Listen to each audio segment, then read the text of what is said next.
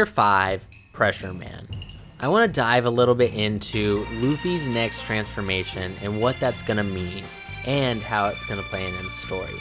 So I've been doing a lot of rewatching and rereading of the series this year, and I've recently been looking a lot at the full body armament Haki users. I'd say Virgo was ridiculously strong with it, but it didn't do much for him in the end. I think he lacked the speed that other characters have, and he relied on brute force. Another full body armament Haki user was Pika, but this technique basically did nothing for him, as Zoro had no problem cutting right through him, or through it. Now, I've seen some people say that full body armament Haki is kind of useless. You only really need it in body parts or the bodies you're using to block or attack. Reasonably, we can assume that it's stronger if you focus it in one area as well, so there's just so much going on with that. So I was thinking about how Luffy essentially makes full efficiency of full body Haki in Gear 4 by only using it in the areas that mattered, but still retaining the almost fully developed feature. The problem is that it's so exhausting that he loses almost all of his fighting capabilities after a short period of time. With that, even Rayleigh said that he'll need a new and more energy efficient fighting style since this is so exhausting for his body. And we all know how Luffy is. Luffy's gut response was, let's make it more exhausting, essentially, which is a very Luffy style response. You know, you see Gear 4th, you see Gear 4th Tank Man, Gear 4th Bound Man, you see Snake Man. Honestly, all of Luffy's gears have been physically trying, and each one is worse for his body and stamina than the last. Gear 2nd is said to be bad for his health, and pre-time skip, he couldn't keep it up consistently. But in battle, it's pretty fine by now. Gear 3rd, pre-time skip was incredibly bad for him, as after just a few attacks, he shrunk to a non-combat possible size.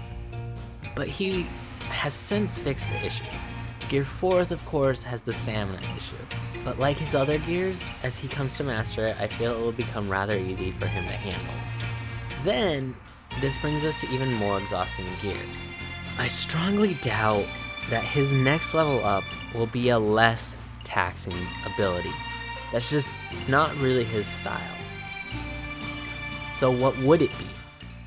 A lot of people think it will be a Devil Fruit Awakening related. I've seen stuff like Bounce House and Vulcanization, but Gear 4th Bounce Man was, in my opinion, a purely Haki based upgrade of the previous gears. While Gear 5th could completely plausibly be fruit based, I think it's more likely that Haki will be the main feature, as that seems to be the focus power in the new world.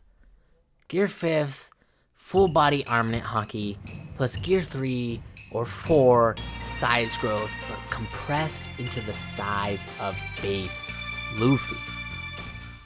Now, by using Haki, we have seen Luffy manipulate his body to a much greater extent in Gear 4th.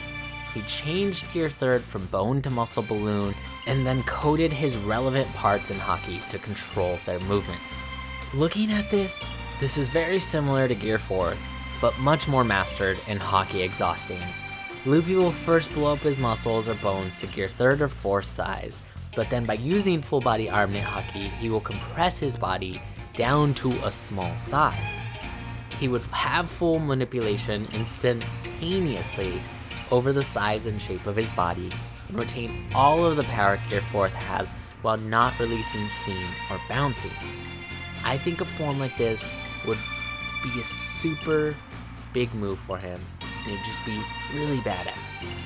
What do you guys think of the quick theory video I had for you guys? Do you think it's going to be something completely different? Do you think there's not going to be a Gear 5 at all? Do you think it's all going to be Fruit Awakening or Haki based? If you read the manga, there's some different things going on in there.